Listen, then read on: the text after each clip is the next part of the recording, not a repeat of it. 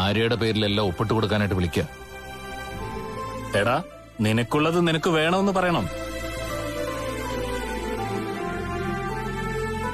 അവിടുത്തെ ഒരു തരി മണ്ണ് പോലും എനിക്ക് വേണ്ട വക്കീൽ സാറേ. അമ്മയെ അടക്കിയ മണ്ണ് അവര് തന്നെ എടുത്തോട്ടെ. എന്റെ ഏറ്റവും വലിയ സ്വത്ത് എന്റെ അമ്മ തന്നെയായിരുന്നു. എന്നിട്ട് ആ സ്വത്തിനെ എനിക്ക് അവസാനമായിട്ടൊന്നും കാണാൻ പറ്റില്ല. അതിന് മുകളിലല്ല സാറേ മറ്റൊന്നും. ദീപ, ഞാൻ പറയുന്നത് നീ നാട്ടിൽ നിന്ന് പോണോന്നാ. ആരും നിന്നെ പെട്ടെന്ന് കണ്ടെത്താത്ത ഒരിടത്തേക്ക് പോണം. വിജിതയ്ക്ക് ഒരു കുഞ്ഞ് ജനിച്ച അത് നിന്റേതാണെന്നും പറഞ്ഞ് അവൾ ഒരിക്കലും കടന്നു വരാത്ത ഒരു സ്ഥലത്തേക്ക്. അവളെ പേടിച്ചിട്ട് നിങ്ങളെയൊക്കെ വിട്ട് ഞാൻ പോണോ പാപ്പേട്ട? ഞാനിപ്പോ ജീവിക്കുന്നത് തന്നെ നിങ്ങളൊക്കെ ഉള്ളതുകൊണ്ടാ. ആ, നീ പറഞ്ഞ 100% സത്യമാ. പക്ഷെ വിജിതയ്ക്ക് ജനിക്കുന്ന കുഞ്ഞ് എന്നായാലും നിന്റെ ജീവിതത്തിൽ ഒരു തടസ്സമായിരിക്കും.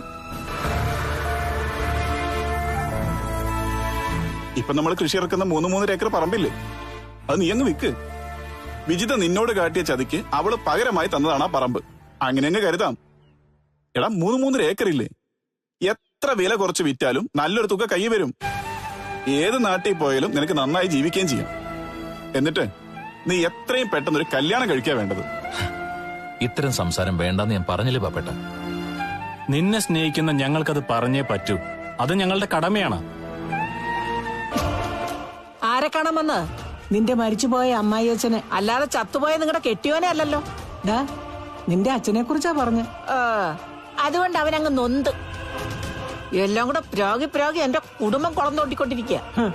നിന്റെയൊക്കെ സ്വഭാവം കൊണ്ടാ കുളം തോണ്ടുന്ന. അവള് നാട് നീളം തെണ്ടാൻ പോയിട്ട് വന്നിരിക്കുക. അതുകൊണ്ട് നിങ്ങൾക്ക് നഷ്ടമൊന്നും ഇല്ലല്ലോ. മര്യാദക്ക് ഈ വീടിന്റെ മുറ്റത്തുനിന്ന് പൊക്കോണം. ഇല്ലെങ്കിൽ നീ എന്ത് ചെയ്യും? കൊഴുത്തിന് പിടിച്ചാൽ പുറത്താക്കും. എന്നാ പിന്നെ ഒന്ന് പുറത്താക്കാൻ നോക്കടി. എന്റെ ദേഹത്ത് തൊട്ട ആണുങ്ങളെ ഈ വീടിനകത്ത് കയറി നിരങ്ങും. പിന്നെ നിന്റെ മോടെ കയ്യും കാലും ഒടിഞ്ഞു കിടക്കുന്നത് കാണാം. ഞങ്ങൾ ശല്യത്തിനൊന്നും വരുന്നില്ലല്ലോ. എന്നെ ആരെങ്കിലും തല്ലിയാലും കൊന്നാലും ഇനി അമ്മ വരണ്ട കാണാൻ. ഇതേ എന്റെ തറവാടാ, നിന്റെ അച്ഛനെ അടക്കിയ തറവാട്. അവിടെ ഞാൻ വരണമെന്ന് തോന്നുമ്പോ വരും. അതാരുടെ പേരിലായാലും ശരി.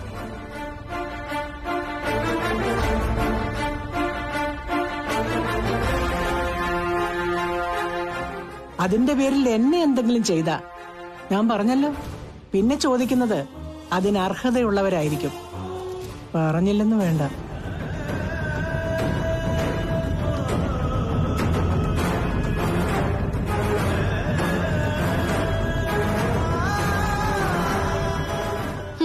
അവരുടെ ഒരു അഹങ്കാരം കണ്ടില്ലേ?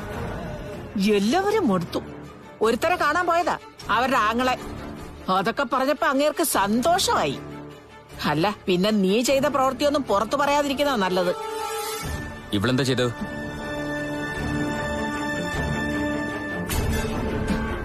ഒന്നുമില്ലേ.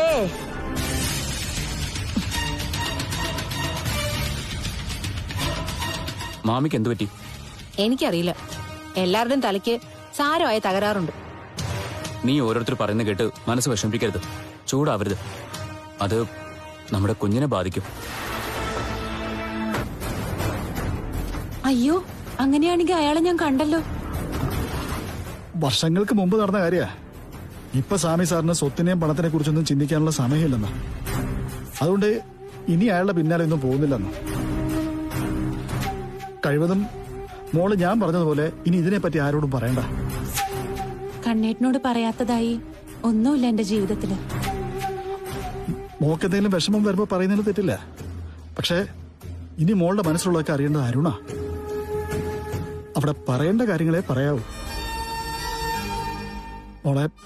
മോളെ അരുണിന് വിശ്വാസമാണെങ്കിലും അവളുടെ കുടുംബത്തെ വേദനിപ്പിച്ച ഒരാളുടെ കാര്യം നമ്മൾ പറയാത്തതാ നല്ലത്. എല്ലാ വീട്ടിലും കാണുമല്ലോ പുഴുക്കത്ത് ബാധിച്ച ചില ഇനങ്ങള്. എനിക്ക് അയാളെ കണ്ടിട്ട് ഒരു മാന്യനായിട്ടാ തോന്നിയത്.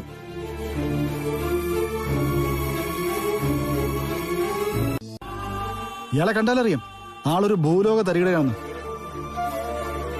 എന്നാലും മോള് കൊള്ളാലോ, ഈ വക ശീലങ്ങളൊന്നും ഇല്ലായിരുന്നല്ലോ. ഞാൻ പറഞ്ഞല്ലോ കണ്ണേട്ടാ, മുത്തശ്ശന്റെ അപ്പോഴത്തെ രീതികളൊക്കെ കണ്ടപ്പോ എനിക്ക് അയാളുടെ ഫോട്ടോ ഫോണിൽ പകർത്തണമെന്ന് തോന്നി. ഒരു കാരണവശാലും ഈ ഫോട്ടോയെ പറ്റി അരുണിനോട് പറയരുത്. ഇത് കാണിച്ചു കൊടുക്കുകയും ചെയ്യരുത്. ഏതായാലും എന്നെ കാണിച്ചത് നന്നായി. ഇവനെ ഇനി എവിടെ നിന്ന് വെച്ച് കാണുകയാണെന്നുണ്ടെങ്കിൽ ഇതിന്റെ കരണക്കുറ്റി നോക്കി ഒരെണ്ണം പൊട്ടിക്കണം. എന്തും പറഞ്ഞ അയാളെ തല്ലുന്നത്? അവൻ ചെയ്ത് ചതിക്കും. അവനെ തല്ലി കൊല്ലുക വേണ്ടേ? കണ്ണേട്ടൻ എന്തിനാ ഇത്ര ദേഷ്യം? അത് മോളുടെ മുത്തച്ഛൻ എന്ത് പാവാ. അദ്ദേഹത്തെ പോലെ ഒരാളെ പറ്റിച്ചു കിടന്നവന്റെ കഴുത്ത് വെട്ടണ്ടേ? അവനെന്തോ വിദേശത്തെങ്ങണ്ടായിരുന്നു, ഇപ്പൊ ഇങ്ങോട്ട് എഴുന്നള്ളിയതാ. എന്തായാലും ഞാൻ കണ്ടത് ഇയാളെ തന്നെയാ. ഇയാളുടെ കാര്യം ഒന്ന് അപ്പച്ചിയോട് മോള് പോയി പറഞ്ഞില്ലേ? ആ നിമിഷം തന്നെ അപ്പച്ചി മുത്തച്ഛന്റെ വീട്ടിൽ ചെന്ന് ഇയാളുടെ ഫോട്ടോ ഇരുന്ന ബാഗ് എടുത്തങ്ങ് കത്തിച്ചു കളഞ്ഞു. അതുകൊണ്ടാ പിന്നെ ആ ബാഗ് മോള് കാണാത്തത്. അതുപോലുള്ള വഞ്ചന കാണിച്ചവനാ. അപ്പച്ചിയും മുത്തശ്ശനും വെറുക്കുന്ന ആളെ എനിക്കും വെറുപ്പാ. അയാള് നശിച്ചു പോകത്തേ ഉള്ളൂ.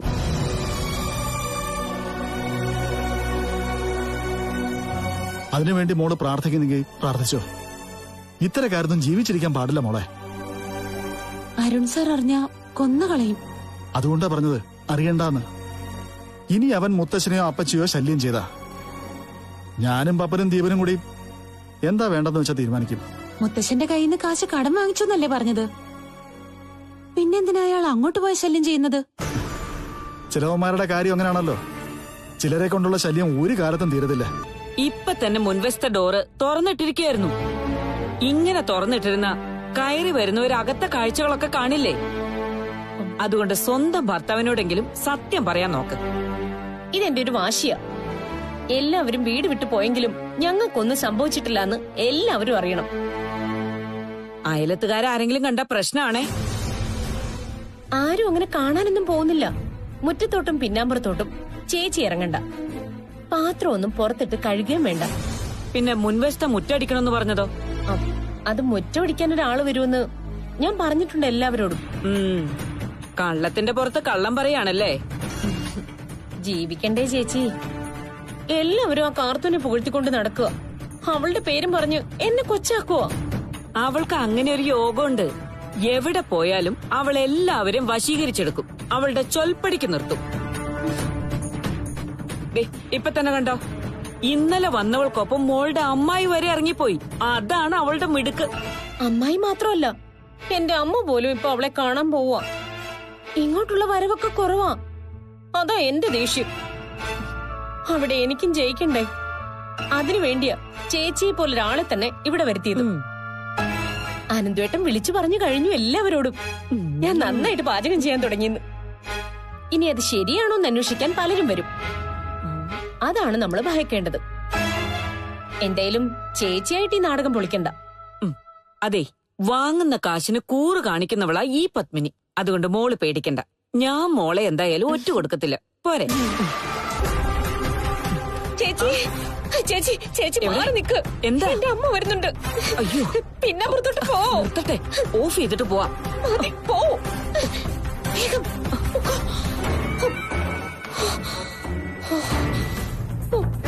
അയ്യോ, എന്റെ അമ്മേ, ഇത് എന്തൊരു ശല്യമോ.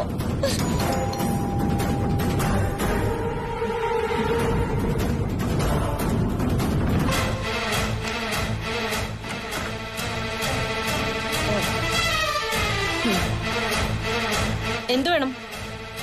നിന്നെ ഒന്ന് കാണണമെന്ന് തോന്നി, അതുകൊണ്ട് വന്നതാ. ഞാൻ നിങ്ങളുടെ ആരാ? ആരുമല്ല. പിന്നെ എന്തിനാ വരുന്നത്? എനിക്കെന്റെ മകളെ കാണണമെന്ന് തോന്നിയാ വരണ്ടേ? വരണ്ട. എനിക്ക് ആരെയും കാണണ്ട.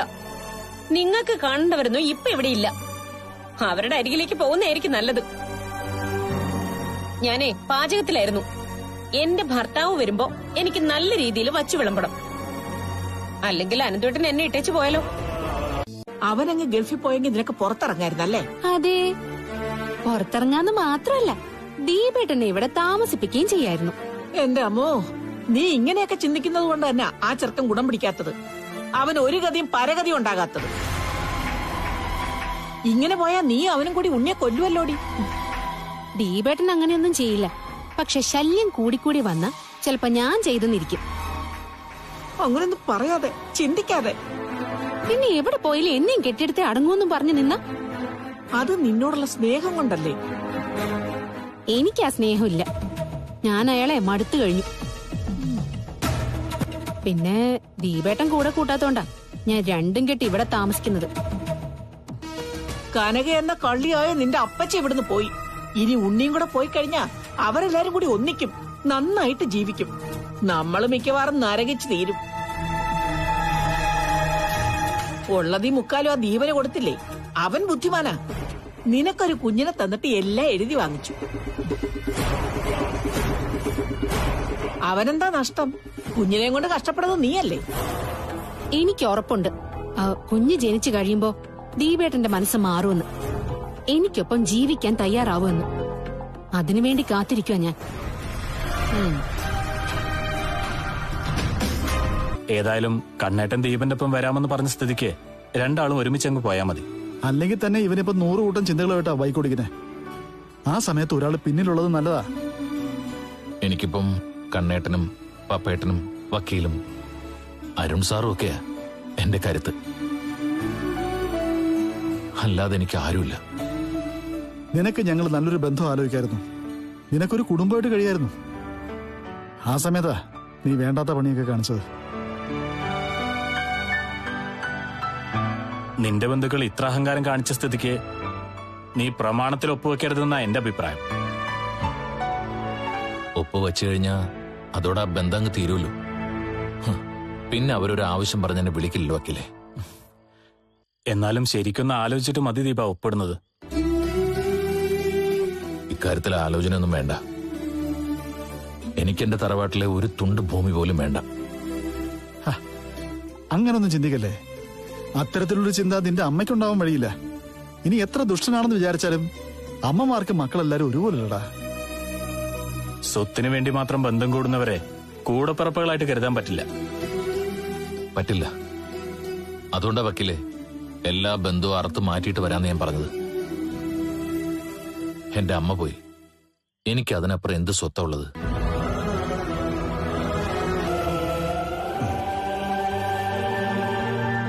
നാളെയാ ദീപം വരുമെന്ന് പറഞ്ഞത്. ഞാൻ അവനെ പറ്റി ഓർക്കുമായിരുന്നു. ജയശ്രീ പറഞ്ഞു ഈ പനിയനോട് സിമ്പതി കൂടിയെന്ന്. സിമ്പതിയല്ല, സാധാരണ മനുഷ്യൻ ചിന്തിക്കുന്ന പോലെയൊക്കെ ഞാൻ ചിന്തിച്ചു. അതേപറ്റി പറഞ്ഞു, അത്രമാത്രം. എല്ലാം നമ്മുടെ ആര്യമോളുടെ പേരിലേക്ക് എഴുതി വെക്കാൻ പോകുന്നത്. മോക്ക് ഇഷ്ടമില്ലാത്ത ഒരുത്തനെ അവൻ അനിയനായാലും എത്ര ആത്മബന്ധം ഉള്ളവനായാലും അകറ്റി നിർത്തുക തന്നെ വേണം. നിനക്ക് കുട്ടിക്കാലം മുതൽ അറിയാവുന്ന ദീപനെ നിന്നോടും വലിയ അടുപ്പമായിരുന്നു. അതൊക്കെ ശരിയാ. പക്ഷെ നിങ്ങൾക്ക് എല്ലാവർക്കും ഒരു ചെറിയ ക്രിമിനൽ മൈൻഡ് ഉണ്ട്. തെറ്റ് ചെയ്യാനുള്ള ഒരു വാസന. ഞാൻ നോക്കിയെടുത്തോളം ജയശ്രീക്ക് അതില്ലാതുള്ളൂ. അതുകൊണ്ടാ അവള് നേരായ മാർഗത്തിൽ ചിന്തിക്കുന്നതും ഓരോന്ന് പറയുന്നതും. ഇനിയിപ്പോ അതേപറ്റി തർക്കിക്കാനൊന്നും എനിക്ക് സമയമില്ല. എന്നെക്കാളും ഏറെ ഇളയവരാണ് ജയശ്രീയും ദീപനും. രണ്ടാളെയും എനിക്ക് നന്നായിട്ടറിയാം. അത്യാവശ്യം നിന്നെപ്പോലെ അസൂയയും കുശുമ്പൊക്കെ ഉള്ള കൂട്ടത്തിലാണ് എന്റെ പെങ്ങളും. എന്നാ ദീപന്റെ കാര്യം അങ്ങനല്ലായിരുന്നു. അവൻ ന്യായത്തിന്റെ ഭാഗത്ത് നിൽക്കുന്നവനായിരുന്നു. കുടുംബസ്നേഹിയായിരുന്നു. ആ കുടുംബസ്നേഹി അവസാനം കുടുംബത്ത് കേറ്റാൻ പറ്റാതെ ആയല്ലോ. അവൻ ചെയ്യാൻ പാടില്ലാത്ത കർമ്മങ്ങൾ ചെയ്തല്ലോ. അല്ലെങ്കിലും നിങ്ങൾ അത്തരക്കാരെ താലോലിക്കൂ. അവരെ പറ്റിയേ നല്ലത് പറയൂ. നമ്മളിപ്പോ നമ്മുടെ വീട്ടിലല്ല, കുടുംബത്താ നിൽക്കുന്നേ. അതുകൊണ്ട് കുറച്ചുകൂടി ശബ്ദം താഴ്ത്തി സംസാരിച്ചാൽ നന്നായിരിക്കും. ഇവിടെ ഇപ്പൊ ജയശ്രീ മാത്രമേ ഉള്ളൂ. അവൾ അറിയാത്തതൊന്നും അല്ലല്ലോ ഞാൻ പറയുന്നത്. അവൾക്ക് നന്നായിട്ട് അറിയാം അവളുടെ ഏട്ടനെ. ആ വന്നവനാള് ശരിയല്ല. അയാളുടെ നോട്ടം കണ്ടപ്പോ എനിക്കും തോന്നി. എന്നെ ഒരുമാതിരി സൂക്ഷിച്ചാ നോക്കിയത്. വിരട്ടുവാ, പേടിപ്പിക്കുവാ.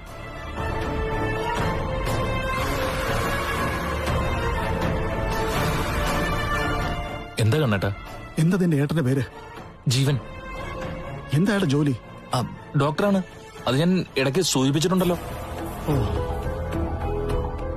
എന്തു പറ്റിയാണേട്ടാ? നീ തൽക്കാലം ഒന്നിലും ഒപ്പിട്ട് കൊടുക്കണ്ട. അതെന്താ കണ്ണേട്ടാ അങ്ങനെ പറഞ്ഞത്? വേണ്ടെന്ന് പറഞ്ഞാ വേണ്ട, അത്ര തന്നെ. അതല്ല കണ്ണേട്ടാ, അതോടെ ആ വീടുമായിട്ടുള്ള ബന്ധം അങ്ങ് തീരുമല്ലോ. അങ്ങനെ തീരണ്ട. നിനക്കൂടെ അവകാശപ്പെട്ട തറവാടാ, അത് വിട്ടുകൊടുക്കാൻ നിനക്ക് താല്പര്യമില്ല. എന്താ കണ്ണേട്ട പെട്ടെന്ന് ഇങ്ങനെ ഒരു മാറ്റം? ഞാൻ എന്തെങ്കിലും പറയുന്നെങ്കിൽ അതിന് വ്യക്തമായിട്ടുള്ള കാരണം ഉണ്ടാവും. അതെനിക്കറിയാം. നീ എന്നെ അനുസരിക്കത്തില്ലേ? കണ്ണേട്ടാ, ഈ ലോകത്ത് ഞാനിപ്പോ ഏറ്റവും കൂടുതൽ അനുസരിക്കുന്നത് കണ്ണേട്ടനെ. അതുകൊണ്ട് കണ്ണേട്ടൻ എന്ത് പറഞ്ഞാലും ഞാൻ അതുപോലെ ചെയ്യും. എങ്കിൽ പിന്നെ ഇനി സംസാരമൊന്നും വേണ്ട. നീ പ്രമാണത്തിൽ ഒപ്പുവെക്കുന്നില്ല. അല്ല, ഏട്ടനെ കണ്ട ശേഷമാണല്ലോ ഇങ്ങനൊരു മാറ്റം വന്നത്. ആ, അതെന്തെങ്കിലും ആയിക്കോട്ടെ. ഇപ്പൊ ഞാൻ പറയുന്നത് നീ കേൾക്കണം. നിനക്കൊപ്പം ഞാൻ വന്നത് എന്തുകൊണ്ട് നന്നായി. അല്ലെങ്കിൽ നീ ഇപ്പൊ 1 മിനിറ്റ് കൊണ്ട് കാര്യങ്ങൾ കഴിച്ചിട്ട് മടങ്ങി വന്നേനെ. ഇനി ഞാൻ സംസാരിക്കും. നീ എല്ലാത്തിനെയും അനുകൂലിച്ചോണം. അവര് ചോദ്യം ചെയ്യൂ എന്നെ. പക്ഷെ നിന്റെ ഭാഗത്ത് നിന്ന് അതുണ്ടാവരുത്. എല്ലാം കഴിഞ്ഞതിന് ശേഷവും.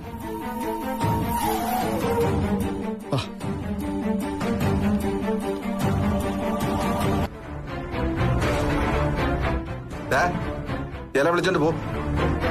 ഏട്ടാ, എനിക്കും കൂടെ അവകാശപ്പെട്ട വീടാത്. അതുകൊണ്ടേ എനിക്ക് തോന്നുമ്പോഴേ ഞാൻ ഇവിടുന്ന് പോകുന്നുള്ളൂ. വാടാ, നമുക്ക് പോവാം. പക്ഷെ വല്ലപ്പോഴൊക്കെ നീ ഇവിടേക്കൊക്കെ വരണം. പുറത്തുള്ള അമ്മയുടെ അസ്ഥിത്തറയിൽ തൊഴാനും, പിന്നതേ ഈ ഫോട്ടോയിലേക്ക് ഒരു നോക്ക് നോക്കാനും. അതിനു വേണ്ടിയെങ്കിലും ഇവന് കയറി വരണമെന്നുണ്ടെങ്കിലേ ഈ തറവാട്ടിലും പറമ്പിലുമൊക്കെ ഇവനും വേണ്ട ഒരു അവകാശം. അതുകൊണ്ട് മാത്ര പ്രമാണത്തിൽ ഒപ്പിടേണ്ടത് ഞാൻ പറഞ്ഞത്.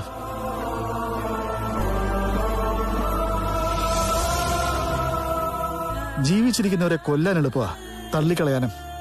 സ്നേഹിക്കാനാ പാട്. ഇവൻ ഹൃദയമുള്ളവനാ. അതിനകത്ത് വലിയ പൊട്ടും പൊടിയൊന്നുമില്ല. നല്ല തെളിച്ചും തന്നെയാ. ആ, അത് മാത്രല്ല, ഇവൻ ഒരു 3-3.5 ഏക്കർ പറമ്പ് സ്വന്തമായിട്ടുണ്ട്.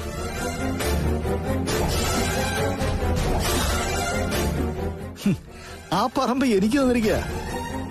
പാട്ടത്തിനൊന്നുമല്ല, വെറുതെ കൃഷി ചെയ്യാൻ.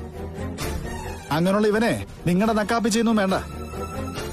എങ്കിലും അതെങ്ങനെ തീരെഴുതി തരുന്നത് നല്ലതല്ലെന്ന് എനിക്ക് തോന്നി. അതുകൊണ്ടാ ഞാൻ ഇവനെ വിലക്കിയത്. എന്ത് പറഞ്ഞാൽ ബന്ധിപ്പിച്ചെന്നറിയില്ല. ഇതൊക്കെ അവന്മാര് നേരത്തെ പ്ലാൻ ചെയ്ത കളികൾ തന്നെയാ. ഇനി നോക്കിക്കോ, അവൻ അവന്റെ വിഹിതം ചോദിച്ചോണ്ട് വരും. അങ്ങനെ ചോദിച്ചാ കൊടുത്തേ പറ്റൂ. അങ്ങനെ അങ്ങ് കൊടുക്കുന്നില്ല. നമ്മളിത് തൽക്കാലം ഭാഗം ചെയ്യുന്നില്ല. അങ്ങനെ അങ്ങോട്ട് വയ്ക്കും.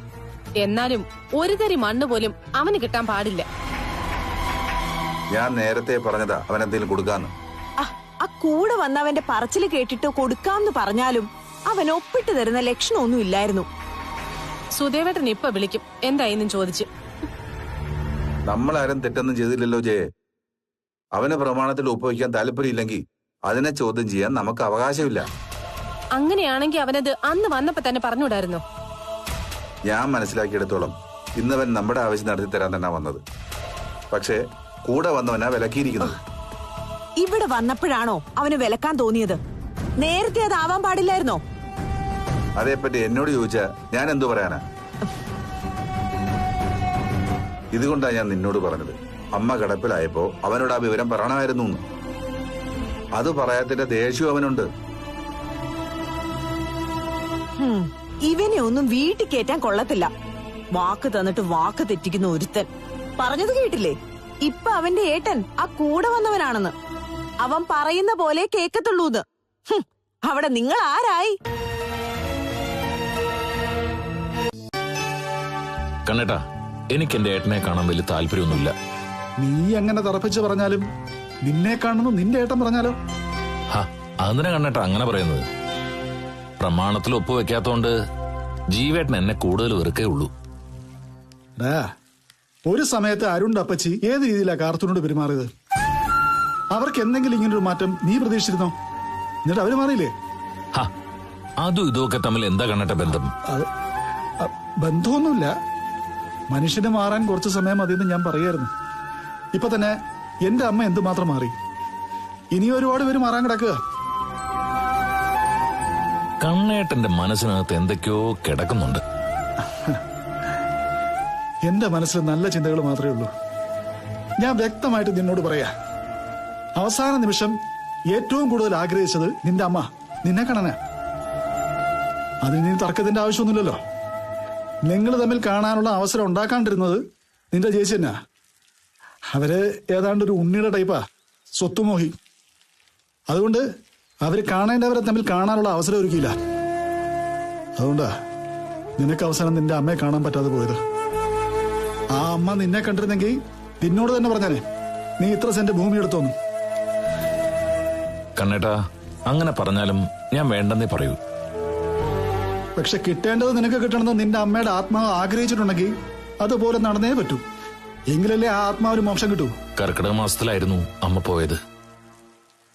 നേരത്തെ അറിഞ്ഞായിരുന്നെങ്കിൽ എവിടെയെങ്കിലും പോയി കർമ്മങ്ങൾ ചെയ്യായിരുന്നു. ആ, ഇനിയുള്ള അവസരങ്ങളുണ്ട്. നമുക്ക് എത്രയും പെട്ടെന്ന് തിരുനാവായ പോണം. അവിടെ പോയി കർമ്മങ്ങൾ ചെയ്യണം. അത് മാത്രം പോരാ, പിന്നെ അടുത്ത കർത്തവാവിനും കർമ്മങ്ങൾ ചെയ്യണം. ജീവിച്ചിരിക്കുമ്പോ എന്റെ അമ്മയ്ക്ക് സന്തോഷം കൊടുക്കാൻ കഴിഞ്ഞില്ല. ഇനിയിപ്പോ മരണശേഷമെങ്കിലും ഇത് വേണം കണ്ണേട്ടാ. ജീവിച്ചിരിക്കുമ്പോഴാണെങ്കിലും മരണശേഷമാണെങ്കിലും നമ്മൾ മക്കള് മാതാപിതാക്കൾക്ക് ശാന്തിയും സമാധാനവും കൊടുക്കണം. ഈ ഭൂമിയിൽ നമ്മുടെ ജീവിതം ചുരുങ്ങിയ കാലം മാത്രമേ ഉള്ളൂ എന്ന് അറിയാത്തവരാ സ്വത്തിന്റെയും പണത്തിന്റെയൊക്കെ പിന്നാലെ പായുന്നത്. അത്തരക്കാര് മരണക്കിടക്കയിൽ പോലും പണത്തെക്കുറിച്ച് ചിന്തിച്ചുകൊണ്ടായിരിക്കും കിടക്കുന്നത്. ഏതായാലും ഇനി നിന്റെ വിഹിതം തരാതെ നിന്റെ ജീവേട്ടൻ പ്രമാണത്തിൽ ഒപ്പുവയ്ക്കാൻ പറയില്ല. അതുകൊണ്ടേ നീ ഇനി സംസാരത്തിനൊന്നും നിൽക്കണ്ട. പറയണ്ടാക്ക അയാൾ തന്നെ പറഞ്ഞോളൂ, അനിയത്തിയോടും കെട്ടിയോളോടൊക്കെ.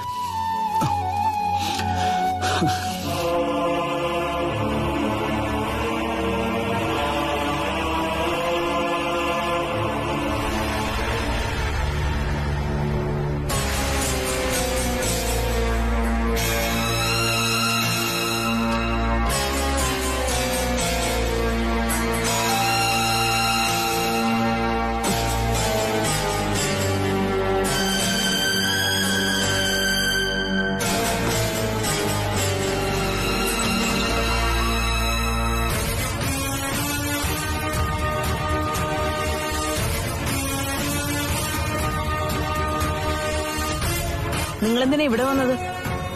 ഡോക്ടറെ എനിക്കൊന്നും കാണണമായിരുന്നു. നിങ്ങളുടെ ഭാര്യ വന്നിട്ടുണ്ടോ? ഇല്ല. അദ്ദേഹം ഒരു ഗൈനക്കോളജിസ്റ്റ് ആണ്. അതിനെ ഞാൻ ചികിത്സിക്കാൻ വേണ്ടി വന്നതല്ല, ഒന്ന് കാണാൻ വേണ്ടി വന്നതാ.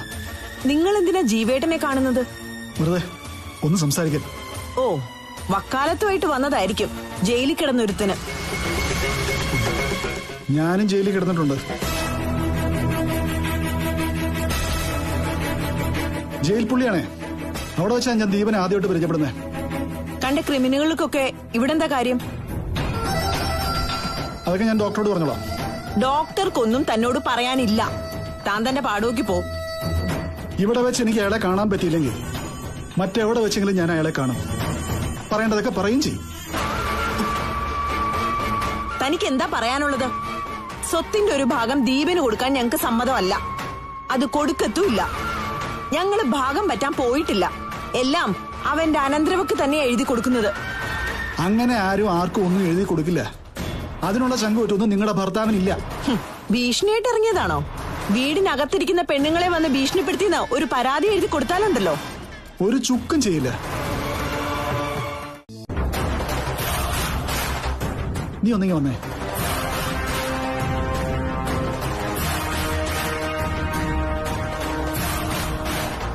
കണ്ണേട്ടൻ എന്തൊക്കെയോ മനസ്സിൽ വെച്ചോണ്ടാണല്ലോ സംസാരിക്കുന്നത്.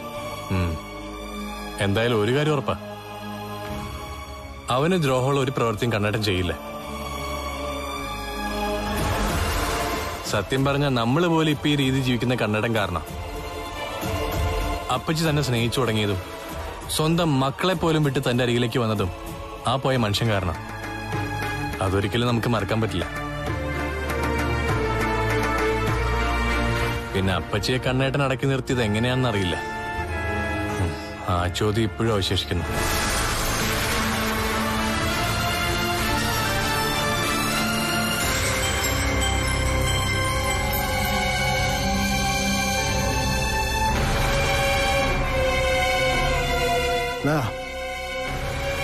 നിനക്ക് തരാനുള്ളൊക്കെ നിന്റെ വീട്ടുകാർ തരുമെന്ന് ഞാൻ പറഞ്ഞിരുന്നില്ലേ?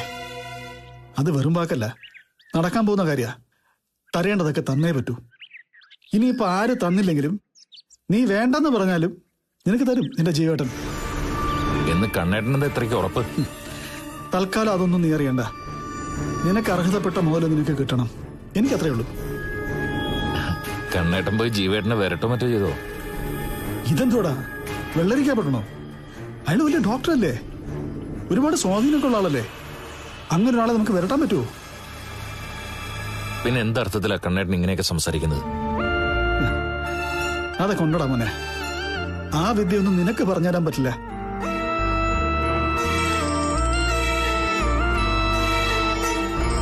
നിന്റെ ഏട്ടനായിരിക്കും. എടുക്കെടുക്ക്.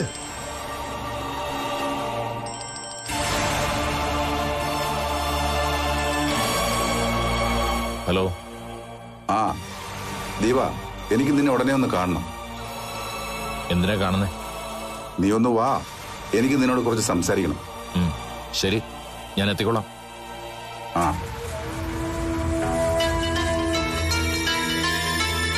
എന്താ പറഞ്ഞത്? എന്നെ കാണണമെന്നല്ലേ? അതെ. കാണണമെന്ന് പറയും. അത് ലാഭമുള്ള കാര്യത്തിന് തന്നെ. അതൊക്കെ അഡ്വാൻസ് ആയിട്ട് പറഞ്ഞു കഴിഞ്ഞല്ലോ. എന്താ കണ്ണേട്ട സംഭവിച്ചത്? എടാ, നമ്മൾ ആർക്കും ഒരു ദ്രോഹം ചെയ്തില്ലെങ്കിൽ നമുക്ക് കിട്ടേണ്ടതൊക്കെ കിട്ടിയിരിക്കും. എനിക്ക് ഈ സ്വത്തൊന്നും വേണ്ട കണ്ണേട്ട. എടാ, നിനക്ക് വേണ്ടെന്ന് പറഞ്ഞാലും നിന്റെ ഏട്ടൻ നിനക്ക് തന്നെ അടങ്ങുമെന്ന് പറഞ്ഞു തന്നാ നമ്മൾ എന്ത് ചെയ്യും? അങ്ങനെ നിൽക്കേണ്ട കാര്യം എന്താ? കാര്യം എന്താണെന്ന് എനിക്കറിയില്ല. നീ പെട്ടെന്ന് നിന്റെ ഏട്ടന്റെ അടുത്ത് എത്താൻ നോക്ക്. എനിക്ക് പോവാൻ ഒരു താല്പര്യമില്ല കണ്ണേട്ട. നീ പോയില്ലെങ്കിൽ അങ്ങനെ നിന്നെ കാണാൻ നീ ഉള്ളിടത്ത് വരും. ഇത്രയൊക്കെ ആത്മവിശ്വാസത്തോടെ കണ്ണേട്ട സംസാരിക്കണമെന്നുണ്ടെങ്കിൽ ഇതിനിടയ്ക്ക് എന്തോ സംഭവിച്ചിട്ടുണ്ടല്ലോ. ഒന്നും സംഭവിച്ചിട്ടില്ല. ഈ അടുത്ത സമയത്തായിട്ട് എനിക്ക് കുറച്ച് ജ്ഞാനദൃഷ്ടി കിട്ടിയിട്ടുണ്ട്. അതുകൊണ്ട് നടക്കാൻ പോകുന്ന കാര്യങ്ങൾ മുൻകൂട്ടി പറയാൻ കഴിയും. ഇവിടെ അങ്ങനെ ഒരു പ്രവചനം നടത്തി അത് സത്യമായി. അത്രേ ഉള്ളൂ. അതൊന്നും അല്ല കണ്ണേട്ട കാര്യം. ഞാൻ അറിയാത്തതായി എന്തോ ഒരു കാര്യം സംഭവിച്ചിട്ടുണ്ട്.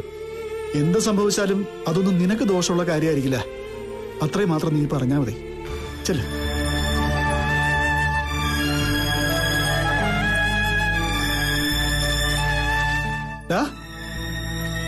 പോയി നിന്റെ ഏട്ടനെ കാണാൻ നോക്ക്. വെറുതെ അങ്ങേരെ ടെൻഷൻ എടുപ്പിക്കാതെ.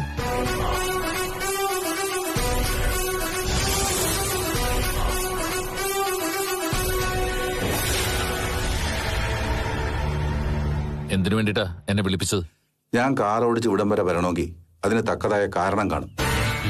ആയിക്കോട്ടെ, അത് എന്നോട് പറയേണ്ട കാര്യമില്ലല്ലോ. ഞാൻ അന്യനല്ലേ. ആര് പറഞ്ഞു നീ അന്യനാണെന്ന്? നീ എന്റെ അനിയനാണ്.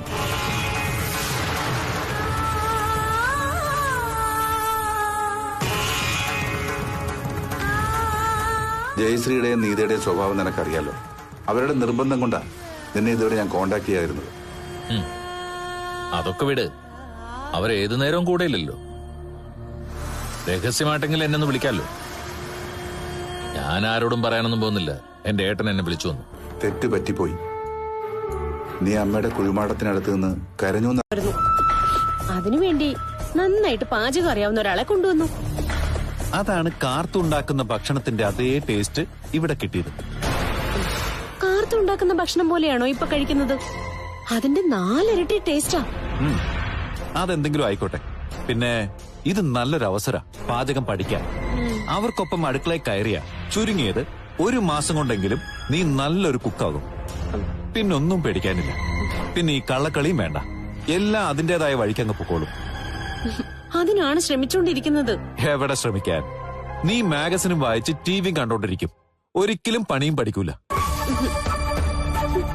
എല്ലാം പഠിച്ചു വെച്ചാ ഇപ്പതേ എന്റെ മുന്നിൽ കിടന്ന് ഉരുണ്ട പോലെ കള്ളത്തരം പിടിച്ചപ്പോ വിളറി വെളുത്ത പോലെ നിക്കേണ്ടി വരില്ല. ശരി ശരി, ഞാൻ പഠിച്ചോളാം. പിന്നെ ഏതായാലും പിടിക്കപ്പെട്ടു. ഇനി അവർക്കുള്ള മാസശമ്പളം അനന്തേട്ടൻ അങ്ങ് കൊടുത്തേക്കണേ. അതിന് ശമ്പളം എത്രയാണെന്ന് പറഞ്ഞില്ലല്ലോ. 10,000 എന്നാ പറഞ്ഞത്. 10,000?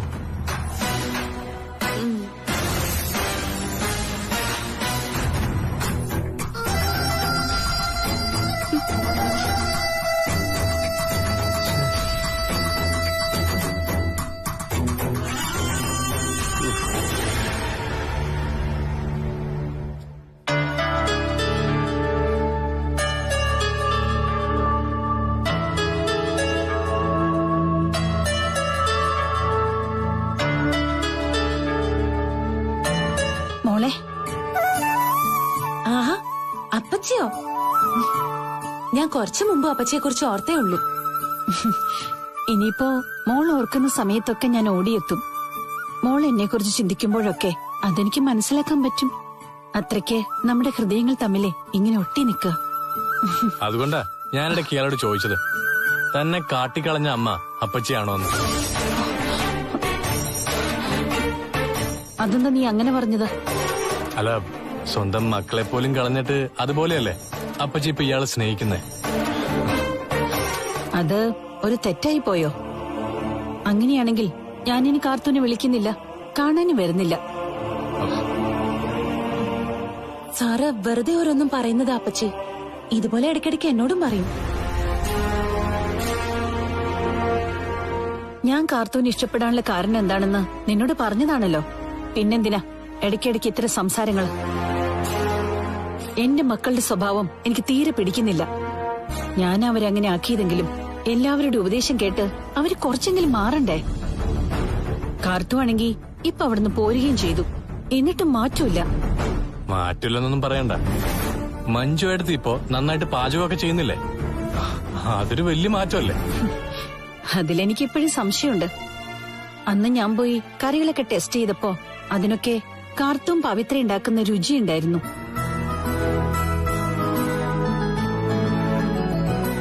ഇത്ര പെട്ടെന്ന് അവൾ അത്രയും നന്നായി കറികൾ ഉണ്ടാക്കോ? ഭാഷ കയറിയപ്പോ പഠിച്ചു കാണും അപ്പച്ചി. അതിലിനി കള്ളത്തരമൊന്നും ഇല്ലാതിരുന്ന മതിയായിരുന്നു. അല്ല, എന്താണ് എല്ലാവരോടും ഒരു ചർച്ച? ആ, കണ്ണനോ? ഞാൻ കണ്ണനൊന്ന് കാണാനിരിക്കുകയായിരുന്നു.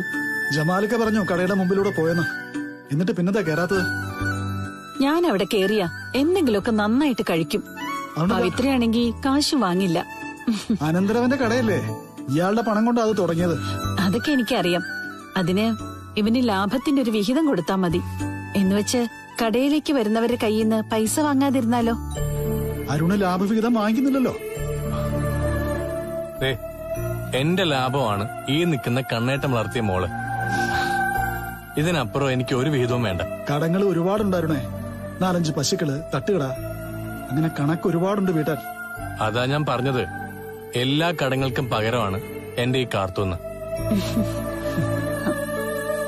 കണ്ണനോട് എനിക്ക് കുറച്ച് സംസാരിക്കാനുണ്ട്, ഒന്ന് വരൂ.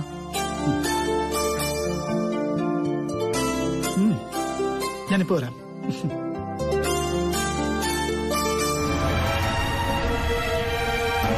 അവര് തമ്മിൽ എന്തൊക്കെയോ രഹസ്യങ്ങൾ കൈമാറുന്നുണ്ട്. ആ രഹസ്യം എന്താണെന്നാണ് എനിക്ക് കണ്ടെത്തേണ്ടത്. എന്തായാലും കണ്ടേട്ടനെ കണ്ട ശേഷം അപ്പച്ചി ഞാൻ അയാളോട് സംസാരിക്കാം. എന്തായാലും നടന്നത് നടന്നു. അതൊക്കെ സംഭവിച്ചിട്ട് വർഷങ്ങൾ കഴിയുകയും ചെയ്തു. ഇനി അയാളെ കുറിച്ച് ചിന്തിക്കേണ്ട കാര്യം പോലും കാർത്തൂന്റെ അമ്മയ്ക്കില്ല. ഞാൻ എല്ലാം മറന്നതാ. അപ്പോഴവന്റെ വരവ് പഴയതൊക്കെ ഓർമ്മിപ്പിക്കാനായിട്ട്. അന്ന് എനിക്ക് ചതി പറ്റിയപ്പോ മാനസികമായി ഞാൻ തളർന്നുപോയി. ആ ഷോക്കിൽ നിന്ന് മുക്തയാവാൻ മാസങ്ങളെടുത്തു.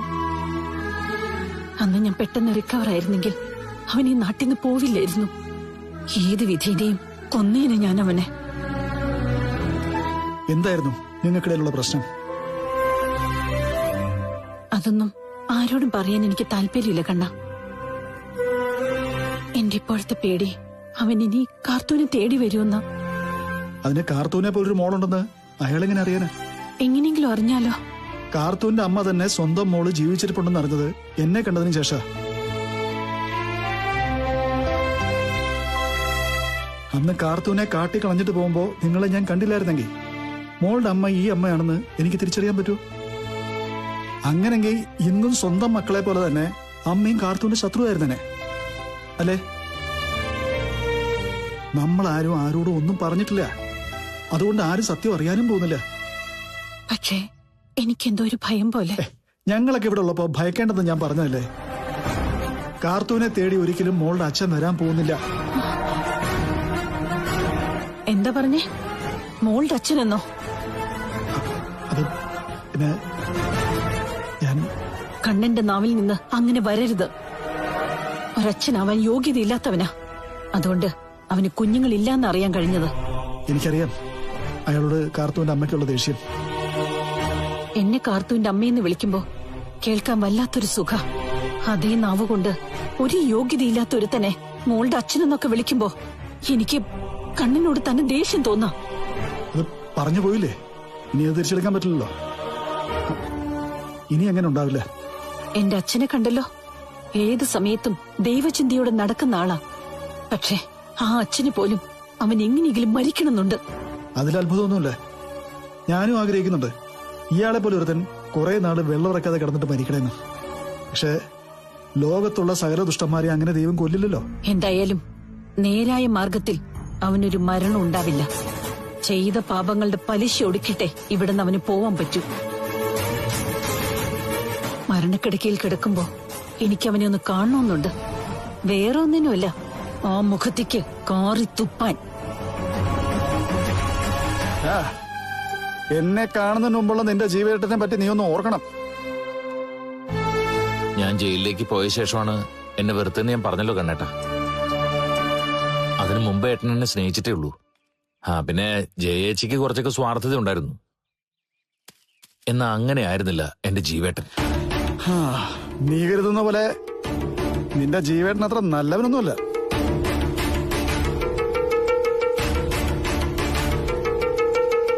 അതെന്താ കണ്ണേട്ടാ അങ്ങനെ പറഞ്ഞത്? ഇതിനു മുമ്പ് കണ്ണേട്ടന് ജീവേട്ടനെ അറിയോ? അയാളെ ഞാനന്ന് നിന്റെ വീട്ടിൽ വരുന്ന സമയത്ത് ആദ്യമായിട്ട് കാണുന്നേ. പക്ഷെ അയാളുടെ മൊത്തത്തിലുള്ള രൂപം കണ്ടിട്ട് അയാൾ അത്ര ശരിയാണെന്ന് തോന്നില്ല. ഞങ്ങള് തമ്മില് പ്രായത്തിൽ ഒരുപാട് വ്യത്യാസം ഉള്ളതുകൊണ്ട് ഏട്ടൻ എന്നോട് വലിയ സ്നേഹമായിരുന്നു. ഇതുവരെ ഞങ്ങൾ വഴക്ക് കൂടിയിട്ടില്ല, ഒന്ന് തല്ലിയിട്ടുമില്ല. പിന്നെ എന്തെങ്കിലും പറഞ്ഞിട്ടുള്ളത് പഠിക്കാത്ത കാര്യത്തിനാ. കുട്ടിക്കാലത്ത് എനിക്ക് ട്യൂഷൻ തന്നതും ഏട്ടനായിരുന്നു. ആള് പഠിക്കാൻ വലിയ മിടുക്കനായിരുന്നു. അതുകൊണ്ടല്ലേ ഡോക്ടറായത്. പക്ഷെ പഠിച്ച് ഡോക്ടറായതുകൊണ്ട് അത്ര നല്ലവനൊന്നും ആവില്ല. എന്റെ അനിയന്റെ കാര്യം തന്നെ നോക്ക്. കണ്ണേട്ടാ, ഉണ്ണിയെപ്പോലെ ആയിരുന്നില്ല എന്റെ ജീവേട്ടൻ. അതിനേക്കാളും പ്രശ്നക്കാരനായിരുന്നു കാണും. അല്ല കണ്ണേട്ടാ, മനുഷ്യത്വമുള്ള കൂട്ടത്തിലായിരുന്നു. പഠിച്ച് ഡോക്ടറായിട്ടും അതിന്റെ ഒന്നും ഒരു അഹങ്കാരം ഇല്ലായിരുന്നു. നീ കൂടുതൽ അങ്ങേരെ പറ്റി ഒന്നും പറയണ്ട. അയാളെ ഞാൻ കാണുന്നുണ്ടെങ്കിൽ കണ്ടോളാം. അധികം കാണുന്ന ആഗ്രഹിക്കുന്ന മുഖമൊന്നുമല്ല. എങ്കിലും നീ വന്ന് പറഞ്ഞ സ്ഥിതിക്ക് അനുസരിച്ചേക്കാം.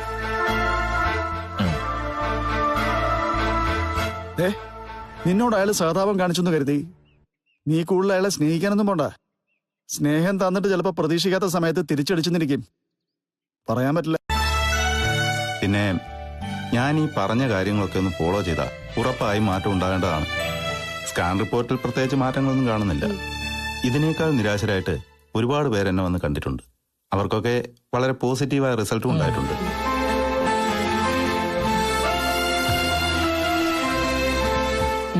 മിടുക്കനോ. ആ കുഞ്ഞുങ്ങളുടെയൊക്കെ അച്ഛനാരാന്ന് അന്വേഷിക്കണം. അതെ, ഡോക്ടർ കൈവച്ച പിന്നെ കുട്ടികളുടെ കരച്ചില് കേൾക്കാൻ പറ്റും, അത് ഉറപ്പാ.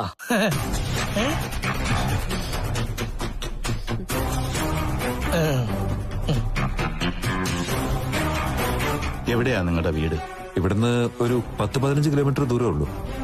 ആ, അപ്പോ വലിയ ദൂരത്തിലല്ല. റിയാസ് വിളിച്ച് പറഞ്ഞിരുന്നു നിങ്ങളുടെ കാര്യം. അയാളുടെ വൈഫിന് ഇതിലും കോംപ്ലിക്കേഷൻ ആയിരുന്നു. പക്ഷേ ഡെലിവറി കഴിഞ്ഞപ്പോ 2 കുട്ടികളെ കിട്ടിയത്. അതിലാണ് ഞങ്ങളുടെ പ്രതീക്ഷ. ഒരിക്കലും നിരാശ പാടില്ല. നമ്മൾ വിഷമിക്കുമ്പോ, നിരാശപ്പെടുമ്പോ ഞാൻ പറഞ്ഞല്ലോ, ഹോർമോണുകളിൽ വ്യത്യാസം വരും. അതുപോലെ ബ്രോയിലർ ചിക്കൻ പോലുള്ള കാര്യങ്ങൾ ഉറപ്പായിട്ടും ഒഴിവാക്കണം. നമ്മൾ മീനൊക്കെ കഴിക്കുവാണെങ്കിൽ ദിവസങ്ങളോളം ഐസിട്ട് വെച്ചിരിക്കുന്ന വലിയ മീനൊന്നും കഴിക്കണ്ട. നെത്തോലി, ചാള അതുപോലത്തെ ചെറിയ മത്സ്യങ്ങൾ വേണം ഉപയോഗിക്കാൻ. റെഡ് മീറ്റ് പരമാവധി ഒഴിവാക്കണം. എന്നിട്ട് വെജിറ്റബിൾസിലും ഫ്രൂട്ട്സിലും ശ്രദ്ധിക്കണം. അതിലുകൊണ്ട് വിഷാംശം. നന്നായിട്ട് കഴുകി ഉപയോഗിക്കണമെന്ന് മാത്രം. ഇനി ഞങ്ങൾ എപ്പോഴാ വരേണ്ടത് ഡോക്ടർ? ഒരു 2 ആഴ്ച കഴിഞ്ഞിട്ട് വന്നാൽ മതി. ആ, വരുമ്പോ ഓർമ്മയുണ്ടല്ലോ, ഭാര്യയും ഭർത്താവ് ഒന്നിച്ച് വേണം വരാൻ. ഇവിടെ വരുമ്പോ 2 ആളോടും കൂടിയാ സംസാരിക്കേണ്ടത്. അതുകൊണ്ടാ അങ്ങനെ ഒരു സിസ്റ്റം ഉണ്ടാക്കി വെച്ചിരിക്കുന്നത്. ഒരു കാരണവശാലും അമ്മമാരെയും കൊണ്ട് ഇങ്ങോട്ട് വരരുത്. അമ്മയോട് ഡോക്ടർക്ക് ഒന്നും പറയാനില്ല, ഭർത്താവിനോടെ പറയാനുള്ളൂ. താനൊന്നും ഉണ്ടായിരിക്കടോ. അല്ല, പറയണ്ടേ ഡോക്ടറെ. അല്ലെങ്കിൽ വരുന്നവർക്ക് തിരിച്ചു പോകേണ്ടി വരില്ലേ ഡോക്ടറെ കാണാതെ? ഞങ്ങൾ വരുമ്പോ ഒന്നിച്ചേ വരൂ. ആ അപ്പൊ പിന്നെ ഒന്നിച്ച് കണ്ടിട്ട് ഒന്നിച്ച് പോകാം. ശരി ഡോക്ടർ. ഫീസ് എത്രയാ? 1500. കാശ് തുച്ഛം, ഗുണം മെച്ചം. അതാണ് ഇവിടുത്തെ രീതി.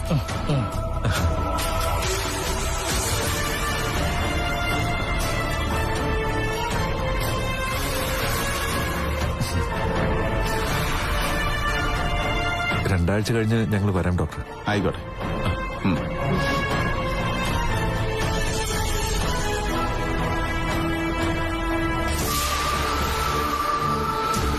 ഇടയ്ക്ക് കാര്യമുള്ള തന്റെ സംസാരം ഉണ്ടല്ലോ, അത് നിർത്തിക്കോണം. ഞാനിങ്ങനെ ഇടയ്ക്ക് കേറുന്നോണ്ടാ നീതേച്ച് ഇങ്ങോട്ട് വരാത്തത്. അല്ലെങ്കിലേ ഇതുപോലെ ആയിരിക്കില്ല സംസാരം. വരുന്നവരുടെ മുന്നിൽ വെച്ച് തൊലി ഒരുക്കും. അത് മറക്കണ്ട.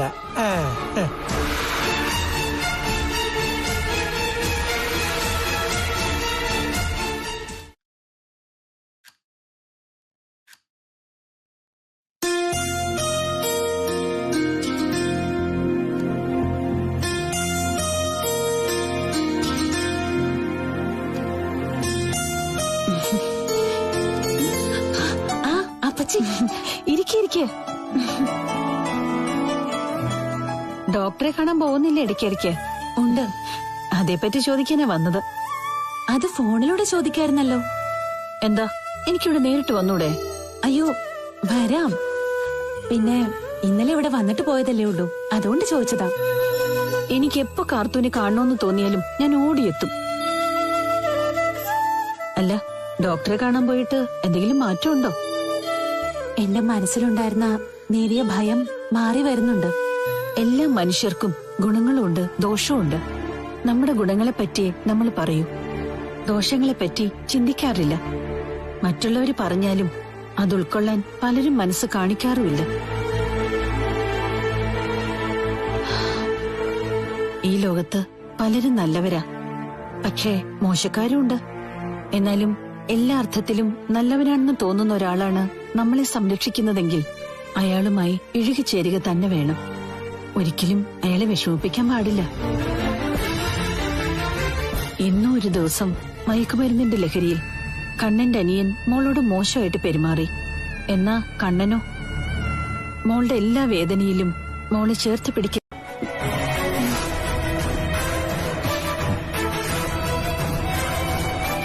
പറ്റുമെങ്കിൽ ഞാനിവിടെ വരാം. എനിക്ക് ഗൾഫും അമേരിക്കയൊക്കെ കാണണമെന്ന് വലിയ ആഗ്രഹമാണ്. അങ്ങനെ പെട്ടെന്ന് 3 പേരും കൂടി കൊണ്ടുപോകാൻ പറ്റുമെന്ന് തോന്നില്ല മാമി. അപ്പോ ഞാനിവിടെ ഒറ്റയ്ക്കായി പോകത്തില്ലേ മോനെ? വിദേശത്തേക്ക് പോയി കഴിഞ്ഞാൽ പിന്നെ പൈസക്ക് ക്ഷാമം ഉണ്ടാവില്ല മാമി. മാമിക്ക് വേണ്ടതൊക്കെ മാസം ഞാൻ അയച്ചു തരും. ഒരു ജോലിക്കാരിയെ വെച്ച് മാമി തൽക്കാലം ഒന്ന് അഡ്ജസ്റ്റ് ചെയ്യണം. അല്ലെങ്കിൽ മാമിയുടെ ഒരു ചേച്ചി ഉണ്ടല്ലോ, അവരെ വിളിച്ചു നിർത്താം. അവിടെ ഞങ്ങളൊന്ന് സെറ്റിലായി കഴിഞ്ഞാൽ പിന്നെ മാമിയെ കൊണ്ടുപോകാലോ. എന്തായാലും കുഴപ്പമില്ല. മോൻ പോകുന്നുണ്ടെങ്കിൽ ഇവള് കൂടെ വേണം, നിങ്ങളുടെ കുഞ്ഞു. ഇവളില്ലാതെ ഇനി ഒരു ദിവസം പോലും എനിക്ക് കഴിച്ചുകൂട്ടാൻ പറ്റില്ല മാമി. അതുകൊണ്ട് ഫ്ലൈറ്റ് കയറുന്നുണ്ടെങ്കിൽ കൂടെ വിജിതയും കാണും.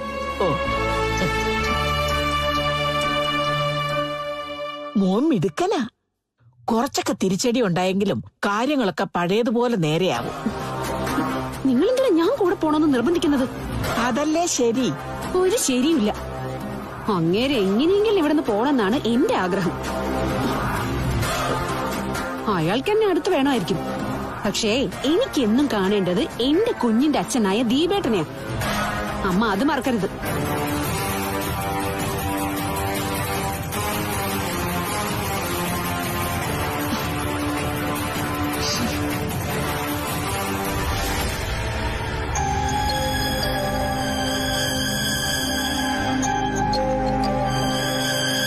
നിങ്ങൾ എന്തിനാണ് അവിടെ വരുന്നത്? മനഃപൂർവ്വം സ്വാമി സാറിനെയും അദ്ദേഹത്തിന്റെ മോളെയൊക്കെ വേദനിപ്പിക്കാനല്ലേ? ഒരിക്കലുമല്ല. ഞങ്ങൾ തമ്മിൽ അടുപ്പത്തിലായിരുന്ന സമയത്ത് പലപ്പോഴും അവിടെ പോയിട്ടുണ്ട്. ഞാനിപ്പോ അധികം അമ്പലങ്ങളിലൊന്നും പോവാറില്ല. പക്ഷെ അവിടെ പോണമെന്ന് എന്നോട് എന്റെ മനസ്സ് പറയുന്ന പോലെ. ഇതിനു മുമ്പ് ഒരു ദിവസം സ്വാമി സാറിനെ കണ്ടത് അവിടെ വെച്ചല്ലേ? എന്നിട്ട് വീണ്ടും അവിടെ പോയത് അതുപോലെ ആരെങ്കിലും കാണുമെന്നുള്ള വിശ്വാസം കൊണ്ടല്ലേ? ഇനി അവിടെ വെച്ചെങ്ങാനും ദേവയെ കണ്ട അവരുടെ മനസ്സമാധാനം കളയാം അല്ലേ? ആ നാഗദൈവങ്ങളെ സാക്ഷിയാക്കിയാൻ പറയാ, അങ്ങനെയൊന്നും മനസ്സിൽ പോലും ഞാൻ വിചാരിച്ചിട്ടില്ല. പിന്നെ എന്തിനാ നിങ്ങൾ അങ്ങോട്ട് പോന്നെ? നാഗങ്ങൾ എന്നെ ശല്യം ചെയ്യുന്ന പോലെ ഒരു തോന്നല്. ഉഗ്രവിഷമുള്ള പാമ്പ് നിങ്ങളെ കൊത്തായിരുന്നത് നിങ്ങളുടെ ഭാഗ്യം. നിങ്ങൾ ഡോക്ടർമാർക്ക് ഇത്തരം വിശ്വാസങ്ങളൊക്കെ ഉണ്ടോ? ഞാനൊരു നല്ല ദൈവവിശ്വാസിയാ. ഞാൻ ഏതൊരു പേഷ്യന്റിന് മരുന്ന് കുറിക്കുമ്പോഴും ഒരു നിമിഷം ദൈവത്തെ മനസ്സിൽ വിചാരിച്ചിട്ടാ ചെയ്യാറ്. അതെന്തെങ്കിലും ആയിക്കോട്ടെ. നാഗങ്ങൾ സത്യമുള്ളവരാ. അവരുടെ മുമ്പിലേക്ക് മനസ്സിനകത്ത് വിഷമുള്ള നിങ്ങളെപ്പോലുള്ളവർ പോവാതിരിക്കാൻ നല്ലത്. ഇപ്പോ ഡോക്ടർക്ക് പ്രായം 19 കഴിഞ്ഞ് കാണുമല്ലോ. ഈ പ്രായത്തിലാണോ പഴയകാല പ്രേമമൊക്കെ മനസ്സിനകത്തേക്ക് കടന്നു വന്നത്? ദേവതന്ത ഇത് നല്ലൊരു മനുഷ്യന്റെ ഭാര്യ. അദ്ദേഹം അവരെ പൊന്നുപോലെ നോക്കുന്നേ. അദ്ദേഹത്തെ ഇനി അന്നത്തെ ആ ചതികളുടെ കഥകൾ പറഞ്ഞ് മനസ്സിലാക്കണം.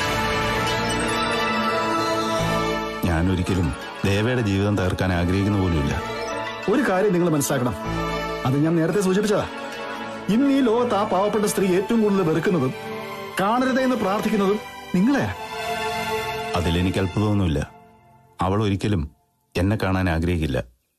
ഞാൻ മരിച്ചെന്നറിഞ്ഞ ഏറ്റവും കൂടുതൽ സന്തോഷിക്കുന്നത് ദേവയായിരിക്കും. ആണല്ലോ. പിന്നെ അവര് വരാൻ സാധ്യതയുള്ളൊരു സ്ഥലത്തേക്ക് നിങ്ങൾ എന്തിനാ പോന്നെ? ഇനി പോവാതിരിക്കാൻ ശ്രമിക്കാം. അബദ്ധവശാൽ പോയാലും അവരെ കാണാതിരിക്കാൻ എവിടെങ്കിലും മറഞ്ഞു നിന്നോളാം. അങ്ങനെ മറഞ്ഞു നിൽക്കുന്നതിന് മുമ്പ് അവര് കണ്ടാലോ? പോകുന്നില്ല എന്നങ്ങ് തീരുമാനിച്ച പോലെ. അതൊക്കെ പോട്ടെ. ഞാനവിടെ വന്നെന്ന് കണ്ണൻ എങ്ങനെ അറിഞ്ഞു? അതെങ്ങനെയെങ്കിലും ആവട്ടെ. നിങ്ങൾക്ക് പിന്നാലെ ചില ചാരന്മാരുണ്ടെന്ന് കൂട്ടിക്കോ. കൂടുതൽ കാട് കയറി ചിന്തിക്കൊന്നും വേണ്ട ഡോക്ടറെ. ക്ഷേത്രത്തിൽ വന്ന് മടങ്ങുന്ന നിങ്ങളെ സ്വാമി സാറ് കണ്ടു. എന്നിട്ട് അദ്ദേഹം മറഞ്ഞു നിന്നത്. അദ്ദേഹം മിക്കപ്പോഴും അവിടെ വരാറുണ്ടല്ലേ? ഓ, ഇനി അതറിഞ്ഞിട്ട് വേണം നിത്യേന നിങ്ങൾക്ക് അവിടെ പോവാൻ. എനിക്ക് ചില കാര്യങ്ങളൊക്കെ അറിയണമെന്നുണ്ട്. നിങ്ങളെ കുറിച്ച് അവർക്കൊന്നും അറിയണമെന്നില്ല. അവരെ കുറിച്ച് നിങ്ങളോടൊന്നും പറയാൻ എനിക്ക് താല്പര്യവുമില്ല. ഇനി അത് മനസ്സിലാക്കി കഴിഞ്ഞാൽ നമുക്ക് ഇത്തിരിക്കൽ മനുഷ്യത്തുണ്ടെങ്കിൽ നമ്മളങ്ങ് മാറി നടന്നു പോണം.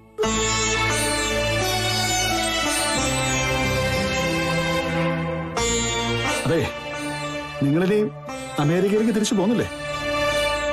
ഇനി പോകുന്നില്ല. പോയിരുന്നെങ്കിൽ ഇവിടെ എല്ലാവർക്കും സമാധാനമായേനെ.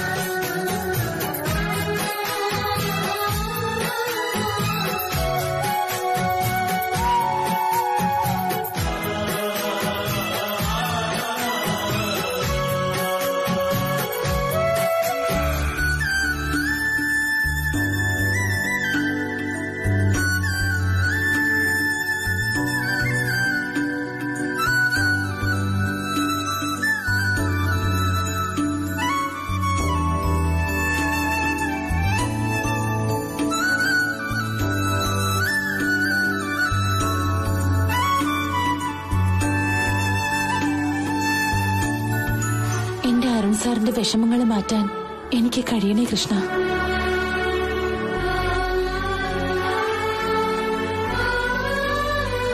എന്റെ ഉള്ളിലെ ഭയത്തിനെ എടുത്തു കളയണേ കൃഷ്ണ. ഗുരുവായൂരപ്പ.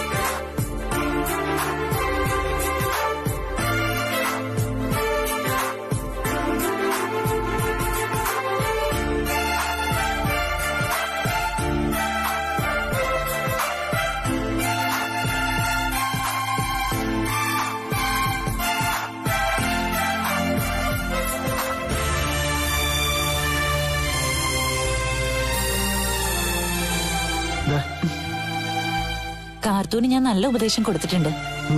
എല്ലാവരുടെ ഭാഗത്തു നിന്ന് സമ്മർദ്ദമുണ്ട്. മോള് നല്ല സന്തോഷത്തിലാ. പഴയതുപോലൊന്നുമല്ല സംസാരിച്ചത്. നിന്റെ അടുത്തല്ലേ സ്വാതന്ത്ര്യത്തോടെ സംസാരിക്കാൻ പറ്റൂ. നിന്റെ പ്രാർത്ഥന കൊണ്ടാ മോളുടെ ജീവിതത്തിലുണ്ടായ ബുദ്ധിമുട്ടുകളെല്ലാം മാറിയത്. നിന്റെ പ്രാർത്ഥന കൊണ്ട് തന്നെ ഇതും ശരിയാവും. മോളെ നീ കാര്യങ്ങൾ പറഞ്ഞ് മനസ്സിലാക്കണം. എന്റെ കയ്യിൽ നിന്ന് മൊബൈൽ വാങ്ങിയിട്ട് അമ്മ ഓരോന്ന് തുറന്നടിച്ചങ്ങ് പറഞ്ഞു. ചെറിയ രീതിയിൽ വഴക്കും പറഞ്ഞു. അത് നീ കാര്യാക്കണ്ട. ഒരുപാട് അടുപ്പം കാണിക്കുന്നതാ. അത് മോക്ക് മനസ്സിലാവും.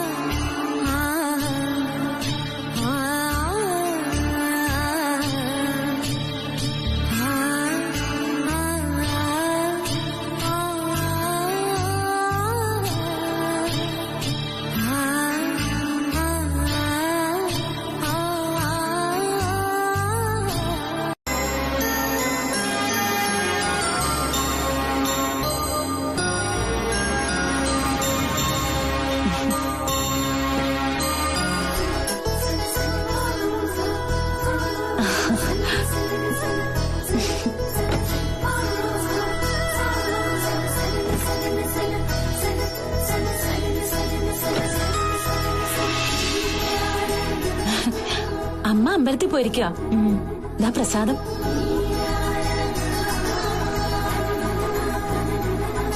ഇങ്ങോട്ട് വരുന്നതിന് മുമ്പൊന്നും വിളിക്കാൻ പാടില്ലായിരുന്നു അപ്പച്ചി. ഒരുപാട് നേരമായോ വന്നിട്ട്? ഇല്ല, കുറച്ചു നേരേ ആയുള്ളൂ. ആ, ഞാൻ വാതിൽ തുറക്കാം. അതിനു മുൻപേ മോളൊന്നും നിന്നെ. ഞാൻ അറിഞ്ഞു കാര്യങ്ങള്.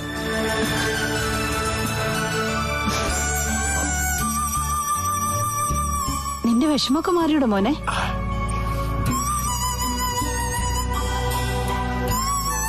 പവിത്ര വിളിച്ച് കാര്യങ്ങൾ പറഞ്ഞത് അപ്പൊ തന്നെ ഇങ്ങോട്ട് പുറപ്പെട്ടു. ഞാൻ ചൂണ്ടിക്കാണിച്ച ഡോക്ടർ കൊള്ളാല്ലേ. ഒരാഴ്ചത്തെ സമയം പറഞ്ഞു. അതിനുള്ളില് മോളുടെ പ്രശ്നങ്ങളൊക്കെ മാറി. നാഗക്ഷേത്രത്തിൽ പോയായിരുന്നു അല്ലേ? പോയി. അത് വേണം. ഇനി നിങ്ങൾ രണ്ടുപേരെയും കൂട്ടി ഒരു നാഗപൂജയൊക്കെ നടത്തണം, വളരെ വിപുലായിട്ട്. എടാ, കണ്ണൻ ഇപ്പോഴും വാടക വീട്ടിലാ. അവർക്ക് ഒരു വീട് വാങ്ങിക്കൊടുക്കണ്ടേ? ഞാൻ പറഞ്ഞല്ലോ അത് ചെയ്യാന്ന്. ഞാനും പറഞ്ഞു, പക്ഷെ കണ്ണേട്ടൻ അത് കേൾക്കുന്നില്ല. ഇപ്പൊ തന്നെ എനിക്ക് ഒരുപാട് പണം തരാനുണ്ടെന്നാ പറയുന്നത്. പണം കൊണ്ട് എല്ലാം നേടാൻ പറ്റില്ലല്ലോ. അവർക്ക് സ്വന്തമായിട്ടൊരു കൂര വേണ്ടേ? ദീപന്റെ പേരിൽ ഒരു 3.5 ഏക്കർ സ്ഥലമുണ്ട്. അതിൽ നിന്നൊരു 10-25 സെന്റ് സ്ഥലം അവൻ കൊടുക്കാന്ന് പറഞ്ഞതാ വീട് വെക്കാനായിട്ട്. എന്നാ അങ്ങനെ നോക്ക്. അല്ലെങ്കിൽ നമുക്കൊരു വീട് സ്ഥലവും കൂടി വാങ്ങിച്ചു കൊടുക്കാം. കണ്ണേട്ടൻ അങ്ങനെ കേക്കില്ല. പണ്ട് മുതലേ ഉള്ള ശീല. ആരുടെ കയ്യിൽ നിന്ന് ഒന്നും വാങ്ങാറില്ല, കൊടുക്കാറേ ഉള്ളൂ. പിന്നെ ജയിലിൽ പോയ ശേഷം ഒരു മാർഗം ഇല്ലാത്തോണ്ടാ സാറിന്റെ സഹായം സ്വീകരിച്ചത്. അതിങ്ങോട്ട് ആവശ്യപ്പെട്ടല്ലോ, ഞാനായിട്ട് ചെയ്തു കൊടുത്തല്ലേ. ഇപ്പൊ പശുക്കളുണ്ട്, കടയുണ്ട്. അതിന് കിട്ടുന്ന വരുമാനം കൊണ്ട് ഉടനെ 5-6 സെന്റ് ഭൂമി വാങ്ങാമെന്നാ പറയുന്നത്. അത് കഴിഞ്ഞ് അവിടെ ഒരു കൊച്ചു വീട് വെക്കാമെന്നും. മോളൊന്ന് കണ്ണനോട് പറ, ഈ കടുംപിടുത്തൊന്നും വേണ്ട, എത്രയും പെട്ടെന്നൊരു വീടുണ്ടാക്കാൻ. ഞങ്ങളുടെ സഹായം സ്വീകരിക്കാനും പറ. എത്ര വലിയ വീട് വേണമെങ്കിലും വാങ്ങിക്കൊടുക്കാൻ ഞാൻ തയ്യാറാ. കാർത്തൂനിഷ്ടം ഇപ്പോഴും കണ്ണേട്ടനും പവിത്രടുത്തി മോളൊക്കെ ആയിട്ട് ഒരു കൂട്ടുകുടുംബം പോലെ ജീവിക്കണമെന്നാ. അങ്ങനെയെങ്കിൽ അങ്ങനെ. മതിലകം തറവാടിനേക്കാൾ നല്ലൊരു തറവാട് അതിനുവേണ്ടി ഞാൻ വാങ്ങിത്തരാം. നിങ്ങളെല്ലാം അവിടെ കുടിക്കൂ.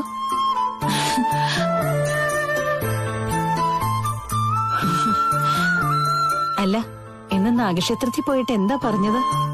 പ്രത്യേകിച്ച് ഒന്നും പറഞ്ഞില്ല. അത് വെറുതെ. മോള് ഭാഗത്തോട്ട്.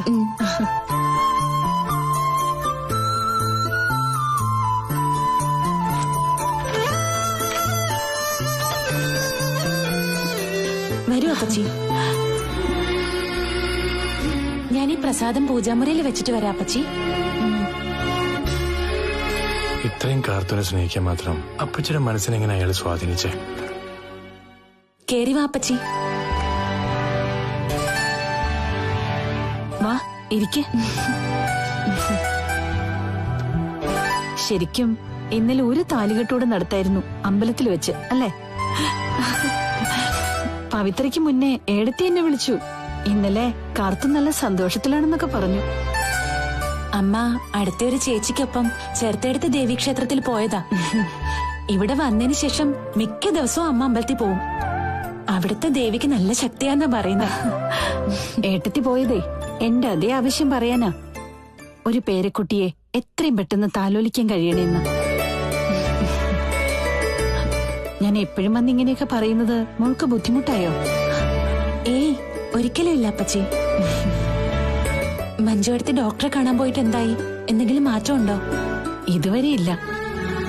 അവൾക്ക് ഒരുപാട് ട്രീറ്റ്മെന്റ് കഴിഞ്ഞു, ഒന്നും ഫലം ചെയ്തിട്ടില്ല. ഒരുപക്ഷെ